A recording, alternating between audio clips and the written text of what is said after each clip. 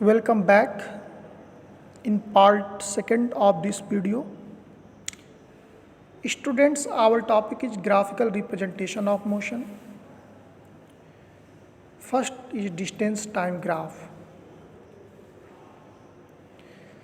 The change in position of object with respect to time is called distance time graph. If we mention distance along y-axis and time along x-axis, then such type of Cartesian axes are called distance time axes, and the graph trace in between them is called distance time graph.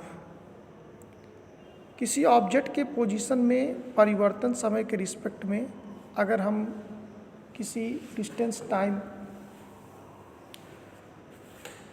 Axis पे करें तो उसको हम distance time graph कहेंगे। Distance time graph को graph O A B C के द्वारा represent किया गया है।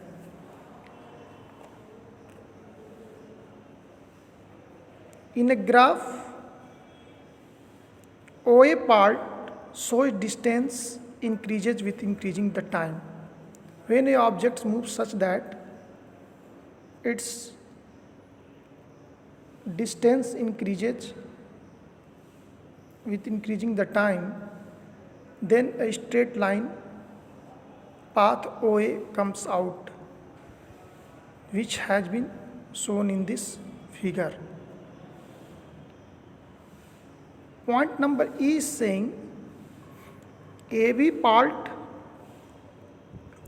represents rest, because in this part time increases but distance remains same, which means body lies in rest, while BC part shows motion in opposite direction, because on increasing the time distance becomes shorter. Since becomes distance cannot be shorter, it means body moves in opposite direction. That's why OA part, AB part and BC part represents increasing distance with time, rest position and opposite direction respectively.